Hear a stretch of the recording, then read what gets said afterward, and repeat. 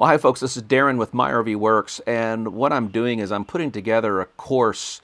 It'll be a paid course, but we're going to cover LP, cylinders, tanks, regulators, pigtails, purging of tanks, the chemistry of propane, what happens when you inhale it, why does it kill us, all that kind of stuff. And so that's going to be something we're going to be coming out with. But as I'm preparing for the course, as you see, I've got different tanks, or these are cylinders, and I've even sliced open some stuff. But as I'm preparing for the course, I'm coming across some information that I wanted to get out to you as more of a public service. And so the nature of this video is going to be more of a public service type thing. I want to really talk about regulators. Some of you folks are going to get ready to start getting your camping season going, getting your camping on, camp on. And I really want to talk about regulators on this. And so without any further ado, so that's what you see here before you. And so give me some time to put the course content together. I've got over 40 pages of notes that go into the details of everything. And but I'll be going into that. And like I said, that'll be a paid course. We're going to have a link. It's not up yet as of this recording, but on our website it's going to be My RV Works Tech Academy, and just a bunch of little really going in deep on some stuff. So give us until later in the summer for that, the summer of 22. I don't know when you're going to be watching this, so maybe when you're watching this we've got like thousands of training modules for you, but we're starting with LP. So there's my little intro, and but on this one I want to talk about regulators. So let me come around to that side of the table and let's talk about these regulators, because if your RV is a consumer of any kind of a gas appliance, this would be your stove, this would be your furnace, your refrigerator, your water heater. Some of you that have really older RVs, like I'm talking from the 60s or 70s, some of your lamps might still be LP. I actually own an RV, it's a 73. And there's a lamp inside of there that I've also got a 57. I've got a 57 RV and a 73 RV. And both of those, some of the lamps inside still run on LP. That's kind of exciting. And some of you also have a little port on the outside where you can connect a grill or an outside stove or something. So LP is used predominantly in the LP industry. Think of this cylinder here as a battery of heat. Okay, so this is a battery of heat. In the course, we're going to go into how much heat and how big of a battery and how long it'll last. And we're going to go into how long your refrigerator will last on, you know, a 20-pound cylinder of propane if you let it run all the time. That's all stuff we're going to cover. So let's talk about these regulators. So what I'm going to do is I'm going to come around to the front and I'm going to start holding them up and talk about some of the features of these regulators.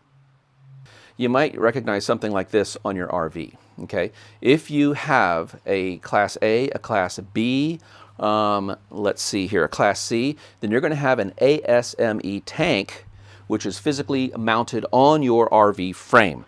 You will not have one of these DOT-CA cylinders. Okay, so if you have a AMSE tank, then you're going to have a regulator like this. Okay. If you're going to have a horse trailer, a live-in horse trailer, if you're going to have a travel trailer, a fifth wheel, a pop-up camper, truck camper, something along those lines, well, sometimes even your truck campers might have this kind. But what I'm getting into is this auto changeover regulator. And in this series of videos that I'm putting out right now, it'll probably be a separate video, but I'm going to explain how all these work. Okay, I cannot tell you how many service calls I've gone on where the problem was they had this thing oriented like that. Okay, and well, that's the way they told us to do it when we got it, and that's fine. There's nothing wrong with this, but you're kind of defeating the purpose of this auto changeover regulator.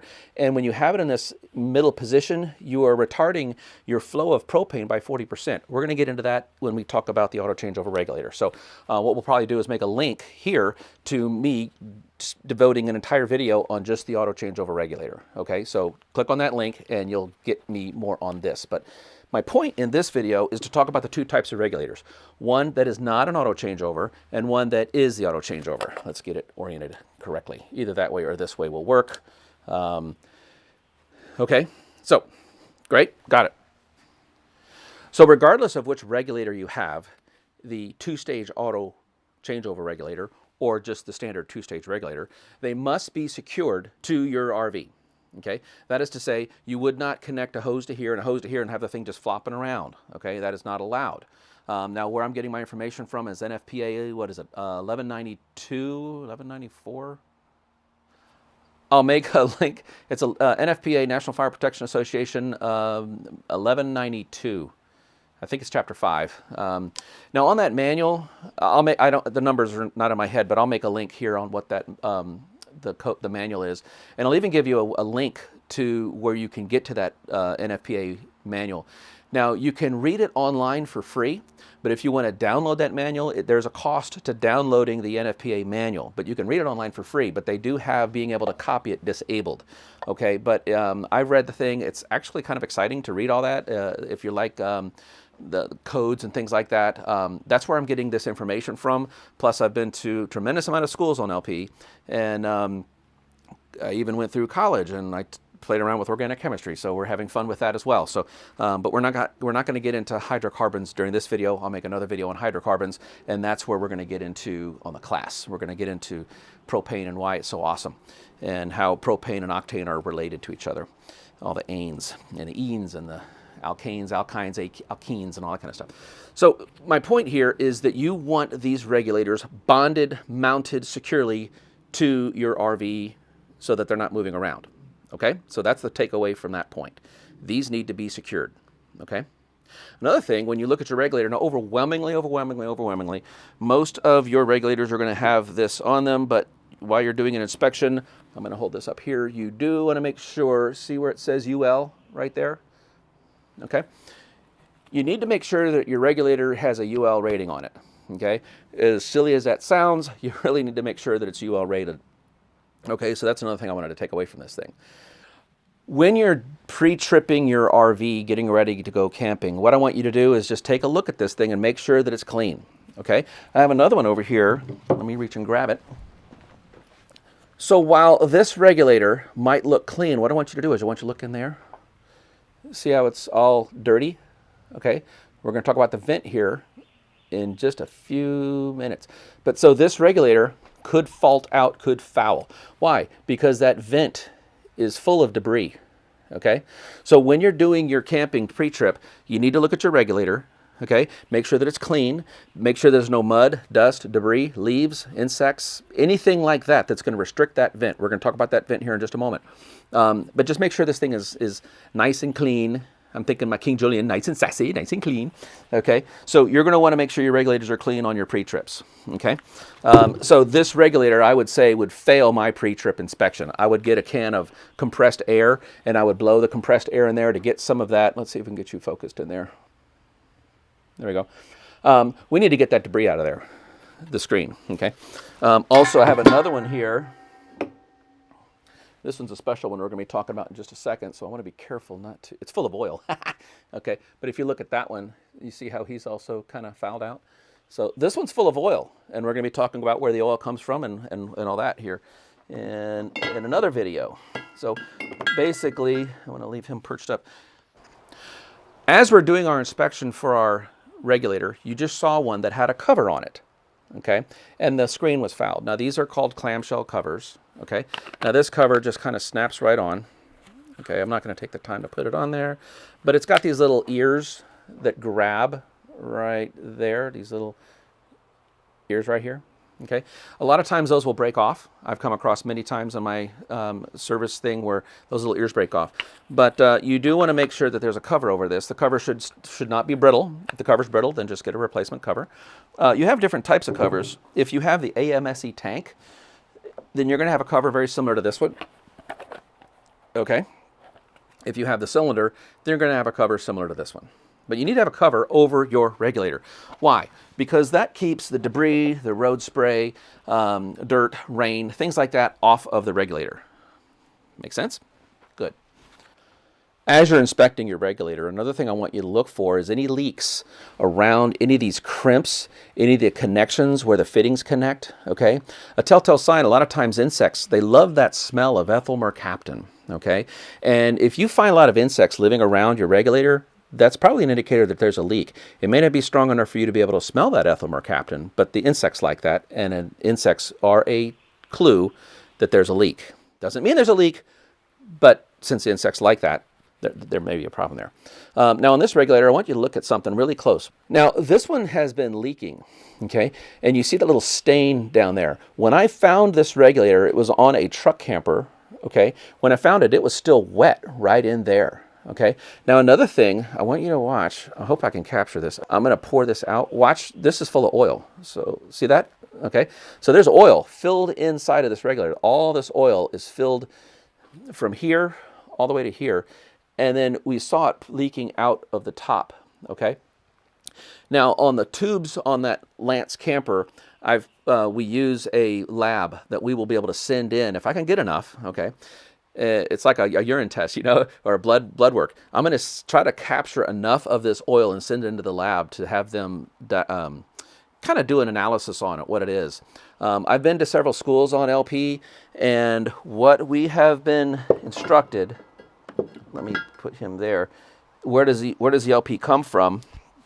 I'll jump ahead. This is something we're going to cover in my class. But where that oil comes from is not from the LP itself, okay? So follow with me on this, okay? You got the salty ocean. Ocean's full of salt and all kinds of stuff in the salt. And then the sun comes and it boils that, and then you have evapotranspiration and all that vapor raises up. So up in the clouds, it's pure water, okay? It's just pure water up in the clouds, and it just left all that yucky stuff down below.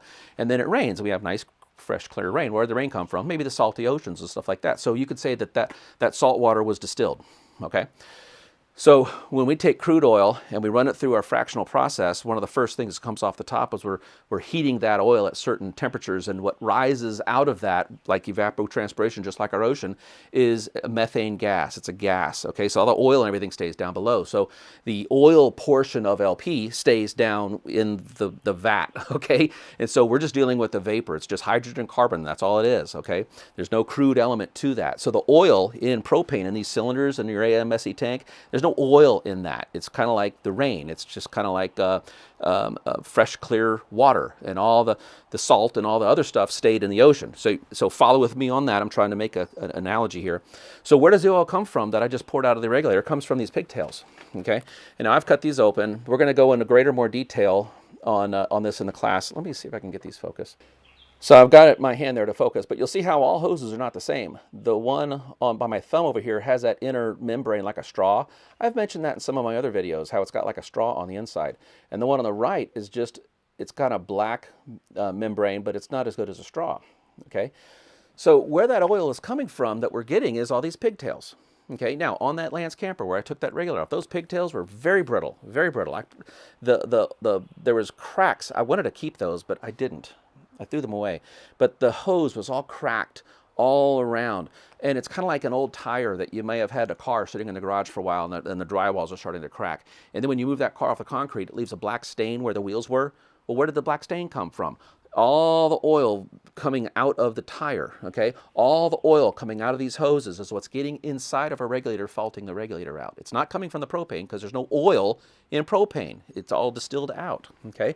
Like I said, we're going to go into great detail on the chemistry of propane, where it comes from, how it kills you. You know, it basically sucks the oxygen. It replaces the oxygen in your lungs. But we're going to get into that in that class, okay? But what I wanted to share with you was, where'd it go? Right here. So I just poured this out. It's got oil in it, and we see that here over in this. Geez, even this is really hard to turn, probably because it's all fouled out because of all the oil that was in it. Okay, so the takeaway is look at all your fittings, look for leaks. How we knew that this thing had oil in it, because we saw it up here. So that's what I want you to look at on your regulators. Is I want you to see if there's any kind of a leak. Look for insects, things like that on your regulators. Okay. Now, if you come across something with your regulator that just doesn't seem right, there is not a single part on this regulator that is serviceable. You must replace the entire regulator. It's not like you can go in there with a screwdriver and fix something. The only thing that you can, it's not serviceable, but the only thing you can adjust a regulator, but you cannot service it, okay? So since this was in my hand, one thing you could do, you would need a manometer for this. Imagine putting air in a tire without a tire pressure gauge. How would you know how much air is in that tire? Well, when we're working with propane systems in an RV, everything is spec'd at 6 ounces of pressure. And so when we get into those scales, I can talk to you about kilometers, miles, feet, and all this kind of stuff. It's still a reference of distance. So when we're talking about pressure, we can use PSI, ounces per square inch. We could use millibar. We could use inches of water column, inches of mercury. There's all these different scales. So in the RV industry, in our trade here, the scale that we use is inches of water column. inches WC. Okay, so if you open up your refrigerator, look inside, it'll say manifold pressure. If you look at your furnace, your water heater, it's going to say manifold pressure, and it's going to say 11 inches WC, 13 inches WC. WC is water column, basically 6 ounces. Okay, so where you get that from, you're going to need a manometer. I'm not going to get into that in this video, but you will need a manometer, just like putting air in your tires. You need a tire pressure gauge. So if you're going to check your pressure in your RV, you need a manometer. Okay, so your manometer is checking all that downstream, and you adjust it right here. Let me see this. There you go. You got a little bit of a glare right there. So this one would take the little flat type screwdriver type thing to turn this. So you'll see the screw threads there. And so by turning this knob, you're increasing or decreasing your pressure. In this video, I am not going to get into how to do that. Okay, I'm wanting you to know that that's the only thing you can service on this. I will go into that in other videos. Okay. Now all of your regulators are going to have a vent. Now let's be clear, this is a 2-stage regulator, okay? The first stage is this top part. Let me grab here. Because this is an auto changeover 2-stage regulator, I don't want to confuse the issue with the lever. So I'm just going to grab, I'll grab this one right here. Okay, no lever. This is one that we would find on an AMSE tank. Okay, there's our vent. Okay, now first stage is this one. Okay, we're bringing the pressure of whatever is feeding this down to about 10 psi. Okay, so whatever we have, these tanks here, they have the blow-off valves on these things is rated for 375 psi, and on your AMSE tank, the blow-off valves is rated for 325 psi. Okay, so that is to say that this first stage can be receiving that much pressure, but this first stage is going to bring it down to 10 psi. Okay, that's going to get it ready to go to the next stage. The next stage is the one that you can adjust, and what we want coming out of this is 6 ounces of pressure, which is 11 inches of water column. Okay. Now, how does this thing regulate? Okay, you go up high in the altitude, you go down low in the altitude. Different high pressure systems come through the area, rain, different temperatures are going to affect this. We have the thing called the gas law, which as the temperature changes, it changes the density of how much pressure you have in a vessel with gas in it. Okay, so inside of this, think of a seesaw. In my class over here that I'm going to be teaching here later on, I'm going to be cutting these open. We're going to be dissecting these, but what you're going to find is a little lever, like a seesaw. Okay, one side of the lever is attached to this diaphragm. There's a diaphragm inside of here, like a butyl rubber diaphragm that moves with the environment, moves with the pressure, moves with temperature, moves with altitude. And the other end of that lever is in a seat that will basically allow more or less propane through, and that is how it is regulating 11 inches water column coming out the side. Okay, so if that diaphragm needs exposure to the outside air, and it does that through that vent right there. If you were to pop the vent off and look inside, you would see the other side of the diaphragm. You would see the atmospheric side. Okay, the other side of that diaphragm is the pressure, the propane side. So they should not pass between each two. Never ever should you have propane coming out of this ever. I've heard some folks tell me that, well, the guy said that this is where the propane vents out if it gets too much pressure. Absolutely 100% incorrect. You should never ever, if you have propane coming out of this vent, you have failed on your propane. Okay, your regulator has failed and you must get it replaced. I would immediately turn off my service valves on my tanks or my cylinders if there was ever propane coming out of this. The purpose of this vent is so that this side of the diaphragm, the atmospheric side of the diaphragm, can be exposed to atmospheric pressures and adjust the propane going to your RV appliances. Okay, in order for it to do that, we cannot have any restriction on that screen. If we look at this one, you'll see that there's restriction. We'll get in there. So this, if you look inside of this vent, you will see that that is clogged. Okay, so you would say that it's not really exposed to atmospheric pressure. So we just saw how a clogged vent is preventing this diaphragm from working with the atmosphere. Okay, so it's like a seesaw. On one side you have the seat that's opening, closing a little orifice to allow more or less propane pressure through. The other side you have atmospheric pressure that's adjusting, and the diaphragm is basically allowing it to make those changes. Okay, so on this screen it therefore needs to be exposed to the atmosphere. Okay, now if I have my screen facing up and it rains, what's going to happen? Water's going to get inside. If I wash my RV, road spray, anything like that, then water's going to get inside of this, right? What happens when water freezes? It gets hard, and therefore I've locked up my seesaw, and my seesaw is not able to do anything. It's fouled out because it's full of water. Okay, so here's an idea. Let's turn it so the thing is always facing down. According to NFPA, what is it, 1192, Chapter 5, I believe, they talk about the vent must be pointing down within a 45-degree angle of downness, okay? You might be working on a job and you can't just get it down, but if you can get within 45 degrees of down, that'll work. Why? Because any moisture, humidity, water, dew, condensation, road spray that gets up inside of this thing has an opportunity to drain back out, okay? Water will get in here, but we want to get it out, okay? So if you have a diaphragm inside of this that's not able to move, okay, then what does that mean with your appliances downstream? That means that your appliances downstream may not be getting the proper pressure that they're required, the proper 6 ounces, the proper 11 inches of water column, okay? So much so that this thing could freeze wide open. When it freezes, how do you know what position it's going to freeze in? So this thing could freeze, and you might be giving full pressure up to 10 psi to those appliances, and everybody says, well, I don't trust propane. Well, if you're not going to do it correctly, I wouldn't trust it either. But if you have this thing facing down, you have the better chance, and you're inspecting it, making sure that your vent's not clogged, okay? At the beginning of each season, what I want you guys to do is get a person that's licensed, certified, trained to do your LP pressure test. It doesn't take but maybe 10 minutes to do that, okay? Check your pressure. Okay, make sure your vents, now what you can do is make sure your vent's not clogged, make sure this is clean, okay, and make sure this is oriented down. So the pointing down is in the NFPA 1192, section 5.2.15.4.